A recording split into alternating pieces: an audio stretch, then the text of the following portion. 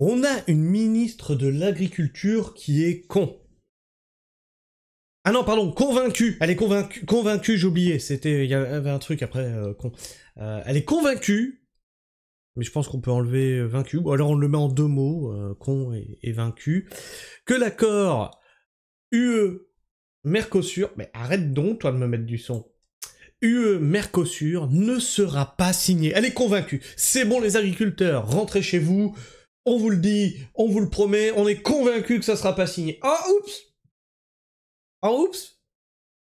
Merde! Bah, ça a été signé. Ah ben, me suis trompé, dis donc. C'est comme, tiens, un ami, ce matin, me faisait part de ce qu'il avait entendu à la radio. Il a entendu Arnaud Rousseau s'exprimer. Alors, je vous invite à aller voir dans mon onglet communauté. J'ai posté ce qu'est Arnaud Rousseau. Hein. Arnaud Rousseau qui se dit défenseur des agriculteurs. Hein, le président du premier syndicat agricole de France. Du premier syndicat de l'agro-industrie de France.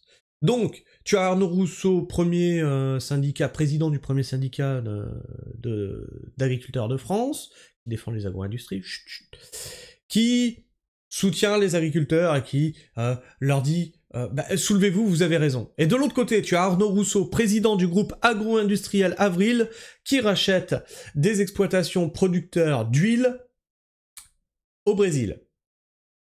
Il fait partie de l'accord Mercosur. Oh bah ça c'est rigolo. Et ce que je disais, c'est que vous pouvez dire ce que vous voulez sur la coordination rurale, en attendant, la coordination rurale ne possède pas les industries qui soumettent les agriculteurs.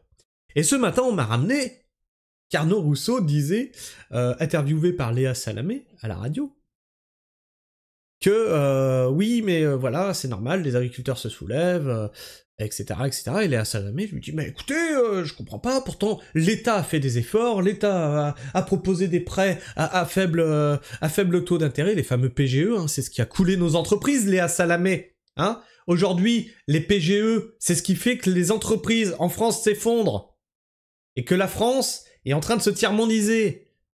Donc on a proposé des PGE. Et là, tu as Arnaud Rousseau qui dit « Oui, alors c'est vrai, mais en fait, les agriculteurs ont le sentiment, ont l'impression que ce n'est pas assez. Donc c'est pas factuel en fait. Ils ont l'impression que ce n'est pas assez. C'est comme le sentiment d'insécurité, ça n'existe pas en fait. Voilà ce qui vous défend les agriculteurs. Voilà ce qui vous défend. On a un ministre de l'Agriculture incompétent et un président du premier syndicat de France qui se fout de votre gueule. Vous avez une impression qu'on ne vous écoute pas. Virez-moi ces putains de syndicats de vos manifestations. Cette intro a été beaucoup trop longue, on va passer à l'article. Colère des agriculteurs, la ministre convaincue que l'accord UE-Mercosur ne sera pas signé au G20. Bon allez, c'est bon, du coup, si c'est sûr, si elle est convaincue, il n'y a plus aucune raison de manifester, enfin. La France et l'ensemble des syndicats agricoles sont opposés à la signature de cet accord de libre-échange. Alors oui, madame la ministre, oui, la France est opposée. On l'a traité aussi sur la chaîne que la Commission européenne a dit on n'en a rien à foutre de la vie de la France. Oh non, je te pose ça là, mais tu devrais peut-être être au courant, non, t'es quand même ministre, non? Comment ça se fait qu'un pécor comme moi, là, qui a arrêté ses études générales en 3e pour aller faire un CAP, comment ça se fait que je suis au courant de ça et pas toi dans ton bureau, entouré de tous tes spécialistes? On peut savoir? La France et l'ensemble des syndicats agricoles sont opposés à la signature de cet accord de libre-échange qui défavoriserait les producteurs nationaux. L'enjeu est désormais de rallier d'autres pays européens pour peser dans la balance. Alors, spoiler, parce que c'est pas toi qui fais bouger, hein, mais c'est bien les agriculteurs eux-mêmes qui se font bouger. La France a entamé le processus, suivi par la Belgique. J'ai des mails qui m'ont été envoyés comme quoi la Belgique se soulevait. Il y a des vidéos en Italie où ça se soulève. Il y avait en Espagne, ça commençait, et là il y a eu les inondations que vous connaissez tous, et je vous invite à aller voir la vidéo de Tatiana Ventose sur ce qui s'est passé en Espagne. Alors, on rentre pas dans les thèses complotistes, ARP, machin, chemtrail, etc., mais cette inondation qui a ravagé des fermes va profiter à la mise en place du rachat des terres par la finance. Je vous laisse aller la regarder, c'est édifiant. Et tout ce qu'elle dit, bah, ça fait maintenant 1 an que je vous l'explique sur cette chaîne. Tout ça, c'est retrouvable sur la chaîne, hein, bien entendu. La ministre française de l'Agriculture s'est dite dimanche convaincue que l'accord libre-échange négocié entre l'Union européenne et le pays Mercosur auquel s'oppose Paris ne serait pas signé. Alors Madame la ministre, vous devriez savoir que on ne fait pas de politique sur des convictions, sur des peut-être, ou sur des si ça se trouve. On fait de la politique normalement sur du factuel. La politique, c'est l'endroit où, théoriquement, on est le plus pragmatique. Mais bon, gouvernement Macron, qu'est-ce que tu veux que je te dise? À Rio de Janeiro se tiendra le G20 les 18 et 19 novembre. Notez que la FNSEA a bien dit on commencera les actions après le 19 novembre. Après la signature du Mercosur, pas avant. Arnaud, spoiler, après la signature, c'est trop tard en fait. Hein. Non, mais je te le pose là. La présidente de la Commission européenne, Ursula von der Leyen, connaît parfaitement la position de la France sur le Mercosur. Ah ouais, parfaitement, ouais. Les escarpins Gucci, ça va bien? Ils sont pas trop crottés debout? De même que d'autres pays. Et c'est la raison pour laquelle cet accord ne sera pas signé à Rio dans quelques jours. Donc pourquoi on y va? Dites-moi, Madame la Ministre, pourquoi on y va, du coup, puisque ça sera pas signé? Tu peux me dire? Puisque visiblement tout dit que ça sera pas signé, donc on y va pour juste le fun? A déclaré Annie Genevard sur France 3. Et ça c'est pareil, hein. Les journalistes qui ont des politiques en face, ils ne posent plus de questions en fait. Ils abondent dans le sens des politiques. Tu vois les questions que je pose là? Pourquoi les putains de journalistes ne posent pas les questions? Du coup, pourquoi on y va? Qu'est-ce qui vous fait être convaincu que ce ne sera pas signé? Avez-vous des éléments dans les mains qui nous disent que ben, la France, l'Europe ne signera pas? Alors que c'est l'Europe qui propose. La ministre a rappelé l'opposition de la France à la signature de cet accord en l'état. La France dit non, et la France n'est pas seule dans ce refus du Mercosur. Ce qu'il faut obtenir, c'est de quoi exercer notre veto au niveau européen. Spoiler, et ça, un journaliste qui fait son travail aurait pu lui dire, la Commission européenne a dit qu'elle n'en avait rien à foutre de l'avis de la France par rapport à cet accord. Donc pourquoi le veto de la France compterait, puisqu'ils ont déjà dit qu'ils s'en foutaient? En ralliant un maximum de pays de l'UE, a-t-elle expliqué. C'est un mauvais accord qui va faire déferler sur notre pays une quantité de production qui vont venir concurrencer directement nos producteurs. 99 000 tonnes de bœuf, 180 000 tonnes de sucre, autant de viande, de volaille. En plus, cela se fait au prix de la déforestation et des normes environnementales. Rappel, pour les agribashers, on a le pays le plus respectueux au monde de l'environnement au niveau agricole. Tu peux dire ce que tu veux. Tu compares avec n'importe quel autre pays, on a le pays le plus respectueux au monde de l'environnement par rapport à l'agriculture. Il y a des normes européennes qui sont demandées à tous les pays, et il y a une surcouche française pour augmenter encore le niveau d'exigence. Tu diras ce que tu veux. Ah bah oui, il y a eu le remembrement, on a arraché des... Je suis d'accord avec toi. Qui a demandé ça? Les agriculteurs? Ou les hommes politiques? Alors tu vas me dire, oui, il y a des agriculteurs qui étaient pour. Oui, bien sûr, les mêmes qu'on retrouve à la FNSEA, hein, qui défendent l'agro-industrie, qui veulent de plus en plus de grandes surfaces, qui voudraient voir en France des fermes de 1000 vaches. Je vous invite à aller voir ce que c'est qu'une ferme à 1000 vaches. 7000 tonnes de viande par semaine qui sortent de là-dedans. Je te laisse imaginer le camp de concentration que c'est.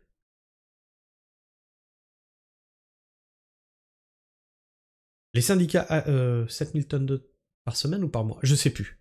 C'est 7000 tonnes, c'est la fréquence, j'ai un doute. Il me semble que c'est par semaine. Sinon, c'est par mois. La vieillesse. Qu'est-ce que tu veux que je te dise? J'ai bientôt 45 ans. Et il y a des fois des connexions qui se font plus, tu vois. Les syndicats agricoles font pression. Les syndicats agricoles français sont catégoriquement opposés à la signature de cet accord négocié depuis des décennies entre l'UE et les pays du Mercosur, Argentine, Brésil, Uruguay, Paraguay et Bolivie. Ah bon? Alors pourquoi monsieur le président de la FNSEA, du groupe Avril, vous investissez au Brésil? Ils craignent de faire les frais d'un accord qui permettrait à des pays comme l'Allemagne de vendre des voitures au détriment de la souveraineté alimentaire européenne. Alors, pareil, un spoiler. De quoi a-t-on besoin pour vivre? Un abri, de la bouffe, de la flotte. Hein? Ni votre pognon, ni vos bagnoles se bouffent. On est en train de vendre. On est en train de troquer notre souveraineté alimentaire, la base de la vie, pour du pognon, pour du commerce. Ce qui s'est passé dans notre industrie, l'industrie française, c'est-à-dire qu'on a dégagé l'industrie française dans d'autres pays, on l'a saccagée, l'industrie française. Et le peu d'industrie française qui reste sur le sol, on l'a flingué avec le PGE. Et aujourd'hui, ils sont en train de nous faire exactement la même vitesse grand V sur l'agriculture. La preuve, c'est qu'ils sont en train de nous proposer des PGE qui sont applaudis sur des plateaux radio par le président de la FNSEA. Et qui explique que, bah oui, mais les agriculteurs ont l'impression que ce n'est pas assez. Là, le niveau de défense du président du plus grand groupe syndical agricole de France, hein. Putain, tu les respectes bien, tes collègues. Ils ont fait de la signature de ce traité une ligne rouge à ne pas franchir, alors qu'ils prévoient une amplification de la mobilisation dans les campagnes à partir de la mi-novembre, n'excluant pas d'aller jusqu'à Bruxelles pour le dire. Par ailleurs, alors que Donald Trump a promis durant sa campagne une hausse de 10 à 20% des droits de douane, on dira ce qu'on voudra, on va encore me traiter de facho, mais oui. La frontière, et taxer les produits d'origine étrangère, c'est une façon de garder la souveraineté sur ton territoire. Tu veux délocaliser ton usine en Chine? Pas de souci, mon grand. Par contre, quand ton produit revient en France, il va être taxé. Pour ne pas être mis en concurrence avec ce qui est produit sur le territoire français. Alors ouais, tu vas payer ton iPhone plus cher. Mais je rappelle quand même qu'on avait des entreprises à la base qui fabriquaient des smartphones en France. Hein. Enfin, des téléphones portables à l'époque. Hein. Je rappelle juste. Ça s'est barré. À cause de la concurrence étrangère. Voilà. Non, juste comme ça, tu vois. Il y a des fleurons comme ça qui se sont barrés. Parce que c'était moins cher de produire ailleurs. Si ça c'est en place, eh ben ils ont moins tendance à se barrer ailleurs. Et toutes ces taxes-là, ça permet de financer notre industrie. Ça permet de financer notre agriculture, ça permet de financer nos infrastructures, et ça permet de descendre les impôts des Français. Putain, c'est magique! 10 à 20% des droits de douane sur les produits importés aux États-Unis. Annie Genevard a appelé l'Europe à se protéger contre une agression. La France, tout simplement. Juste protégeons la France. J'attends pas que... tu vois, pour moi, si j'ai besoin de sécuriser mon domicile, je vais mettre des verrous supplémentaires. J'en appelle pas à la responsabilité de la police, tu vois. Les mesures douanières annoncées seraient très préjudiciables. Il ne faut pas avoir de naïveté. Quand Donald Trump dit American First, nous, on doit dire Europe First, France First. Non, tu dois juste dire ça, France First. Tu es française. Je suis français. Je suis pas européen. Je chie sur votre Europe de merde. Qui a mis la France là où elle est, justement. C'est-à-dire au fond du trou, hein. A-t-elle plaidé? Cela veut dire qu'il faut que l'Europe se protège. On ne peut se laisser intimider, déposséder de nos propres productions. Il faut répondre, a-t-elle insisté, sans toutefois indiquer comment. Ah oui! Ah oui, il faut répondre. Il faut répondre! Comment? Putain, le niveau de nos ministres, hein. Les États-Unis sont le premier débouché des vins français à l'export. Lors du premier mandat de Donald Trump, des taxes douanières de 25% avaient été imposées en octobre 2019 par l'administration américaine sur certains produits, dont les fromages, les vins, puis le cognac quelques mois en fin de mandat. Oui, et bah, tu sais quoi, en retour, on fait une taxe sur leurs produits, sur les iPhones, etc., etc. Alors oui, oui, oui, bah tu paieras un peu plus cher ton iPhone. Mais si on avait fait ça dès le début, on aurait encore en France des boîtes qui produisent des téléphones. Voilà, mais je dis ça, je dis rien. Et du coup, plutôt que d'aller vers un iPhone, on aurait acheté un téléphone produit en France. Mais ça, tu vois, ça, on avait... Parce que vous allez nous dire, oui, mais en France, on fait tout moins bien. Ben oui, parce que tous nos savoir-faire se sont barrés. Des droits de douane punitifs sur cette eau de vie de vin compliquerait significativement la vie des producteurs déjà touchés par les mesures similaires de la part de Pékin. Alors, je vois pas ce que Trump vient foutre là-dedans. En fait, c'est l'Europe, hein.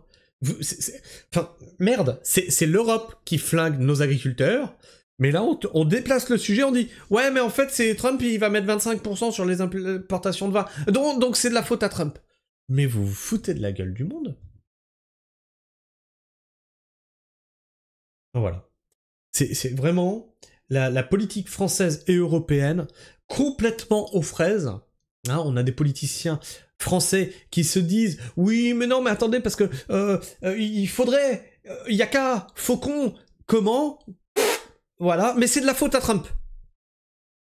Putain, mais le niveau de la politique française, le niveau de la politique française. Pourquoi? Bah parce qu'en fait ils sont pieds et poings liés, ils peuvent plus rien décider, tout se décide à Bruxelles. Voilà. Si tu veux que je te dise. Enfin bref. Je sais pas ce que tu penses de tout ça, n'hésite pas à me partager ton avis hein, dans l'espace commentaire, il est là pour ça. Partage-moi ton avis, ton opinion.